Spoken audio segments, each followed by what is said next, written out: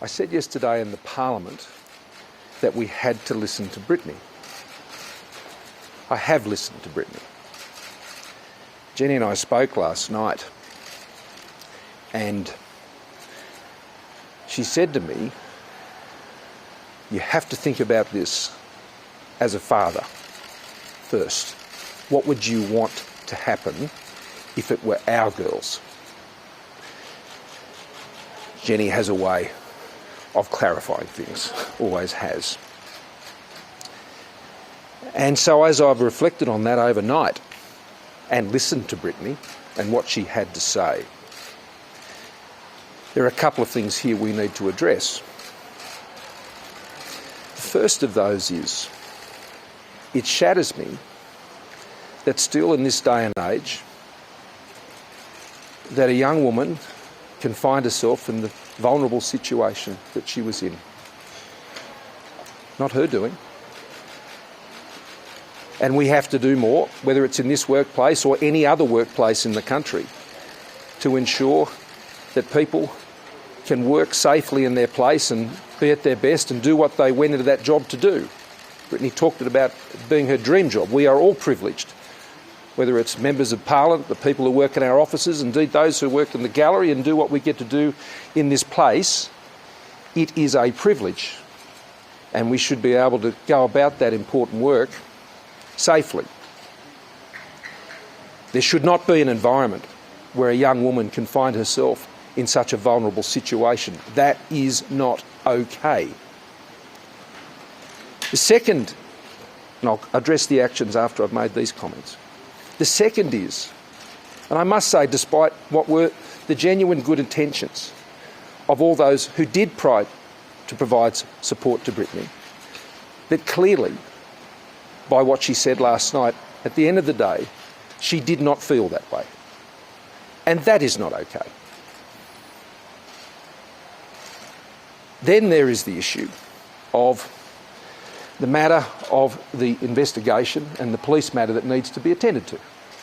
And that has always been the view of those who've had knowledge of these matters, that that matter should proceed to that level, and it should.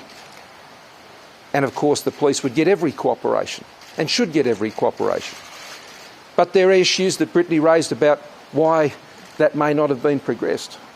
Of course we want to respect the agency, particularly of women in these situations, to make their own choices about how they wish to proceed, but their all options must be there for them, and they must feel they're there for them.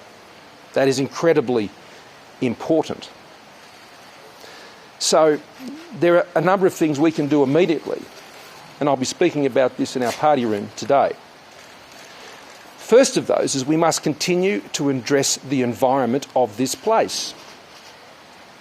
Now, I believe over the last few years since this occurred, there have been changes and there have been improvements.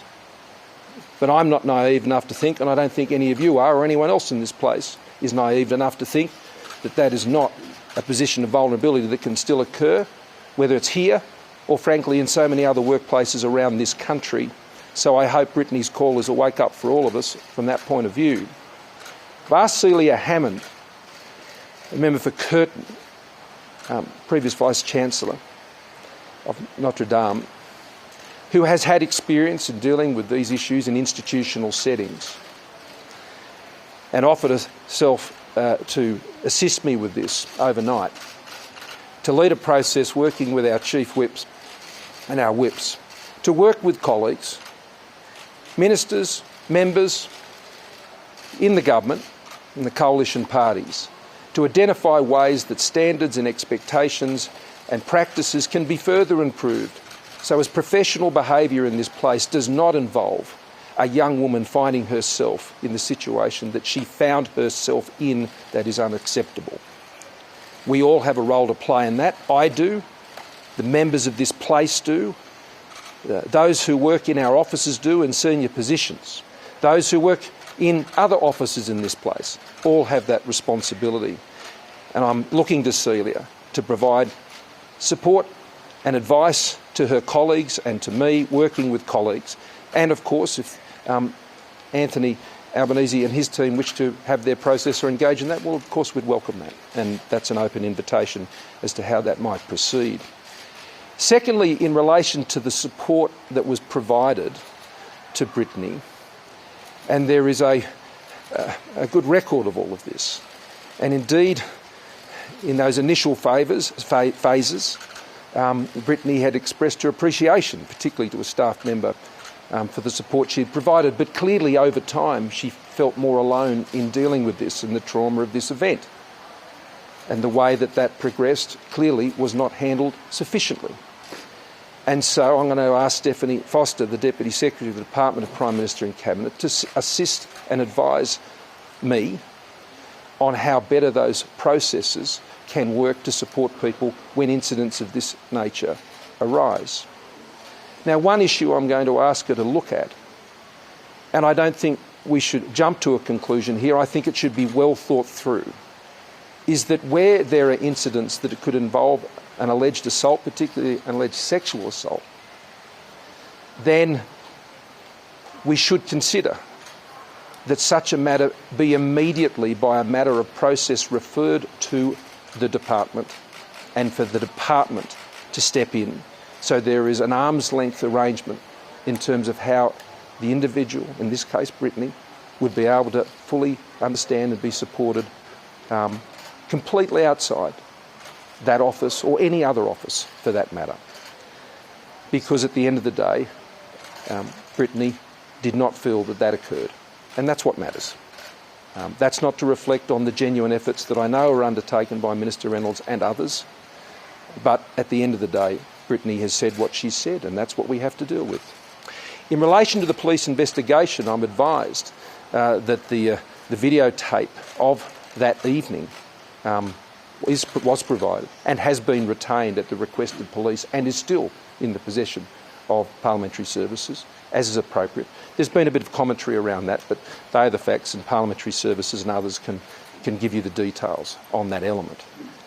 But at the end of the day, I want to make sure that any young woman working in this place is as safe as possible, just as I would like my own daughters, if they ever chose to go down that path, or in whatever workplace they were working in, that they could have that confidence of their safety, and as a father I could have that confidence of safety.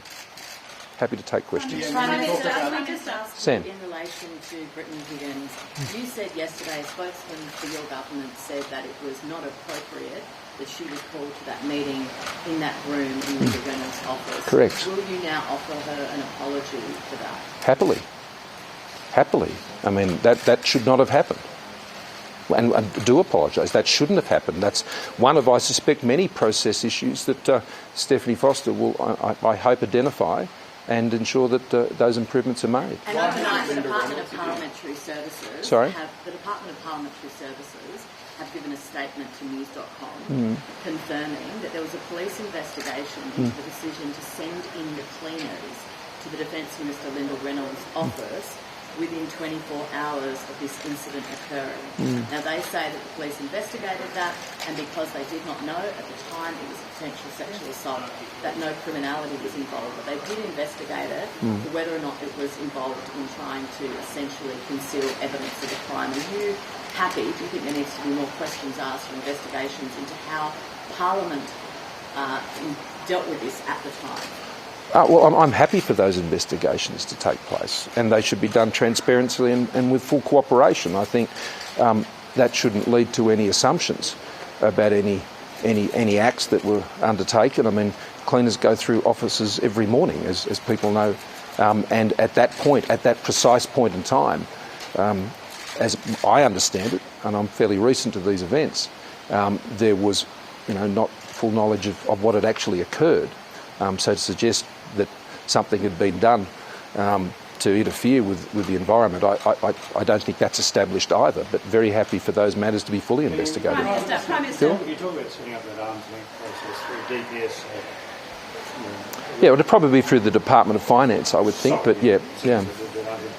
Would still not be the case unless there was sort of cultural change that alleged victims didn't feel they had to make a choice between their job and lodging a complaint. But even using an arm's length process may not solve the situation. Oh, look, cultural change within the parties. That's why the first point I made today, Phil, was ensuring that we continue to strive to have an environment in this place which every single person who works here has a responsibility in creating, from me down, and I accept that. We've made changes in how ministers' behavioural codes are operating over the last few years, and I believe that's had a positive impact. I think there are changes that can be made here as well, and would welcome that as well. So yes, I do agree, Phil, that is clearly a contributing factor. No member of staff, and particularly a young woman in this situation, should feel, even if it were not the case, as I believe it was not the case on this occasion, that her employment would ever have been threatened. I mean, after the election, and we were successful, she was employed in a new role and worked there for some years. What saddens me is that over time, and I think there were some communications issues here, that she felt increasingly alone to deal with the trauma of what had occurred. And that's where I think the ongoing supports have not been successful. And as a result, she found herself in the situation she has. And, you're listening to her talk about how she'd, go through those security gates, and the reminder of, that is, I understand that and that is tremendously upsetting. And so I get it.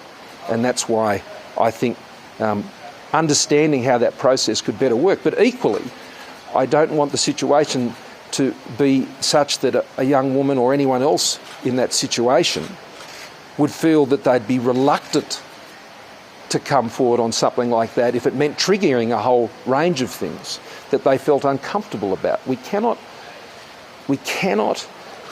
ignore the importance of the issue of agency of women in these situations. They need the power in these situations to make the decisions that it's best for them. And we clearly have to do better about that. So I'll just keep going around, Sam. I'm happy to come back to you. Yeah. Prime Minister, you started your Prime Ministership with issues over Julia Banks, then answered Morris. We saw allegations against some ministers last year on ABC's Full Conference. Now we've seen this claim from Brittany Higgins aired very publicly yesterday. Does the Liberal Party have a problem with women? And what are you doing to make it a comfortable place for women to be employed in and to run as members of Parliament? Well, I think I've already addressed that in the comments that I've already made today. And I think anyone in this place who thought these issues were specific to any one party or any one element of how this building operates, I think would be being very naive. This is an issue that I think goes right across the span of all political parties, all offices, including, I suspect, even in the media. So let's not kid ourselves here. This is a problem we all have, and we all must address together. And certainly I'll be doing that as Prime Minister and leader of my own party. Yep. When did you first know about the Brittany Higgins allegation? 24 hours ago. Can I ask Prime Minister about that, Mr. Morrison? Have you spoken to Linda Reynolds about her handling of this case, and why hasn't she apologised for holding that meeting after in the same room with the alleged assault of the case? Well, I've just done that now. And I've done that on behalf of myself and of the government. Linda and I have had a conversation about this. In fact, we discussed it as a cabinet last night as well, the seriousness of this. And I will discuss it also with my party room today.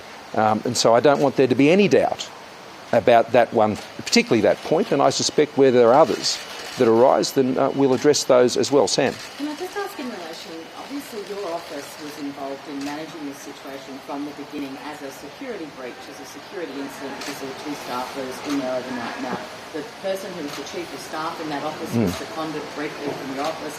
Well, that's actually not right, okay, Sam. But she's now back in your office. And after that event, Brittany Higgins says that your chief of staff and his EA were in the office dealing with the aftermath, with not in relation to a sexual assault, but with the issues with the office of dealing with the security breach and so on. So given that you have at least 2 or 3 or more people in your office that were involved in this in the beginning, and certainly Linda Reynolds was aware that it was an alleged assault back in April 2019, she never told you? Do you have some sort of don't ask, don't tell policy?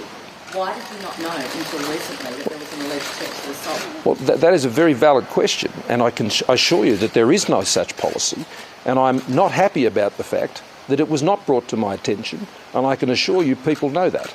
I can assure you people know that. Now, in relation to the involvement, as you suggest, of some who are now in employed in my office. At the time, they were employed in Minister Reynolds' office. They were not seconded from my office. They were actually employed in that office. They came to work in my office at a later time. And the initial incident, which was, to the best of our knowledge at that point, was a security incident, was dealt with swiftly. Let's not forget there's an alleged perpetrator here. There's an alleged perpetrator.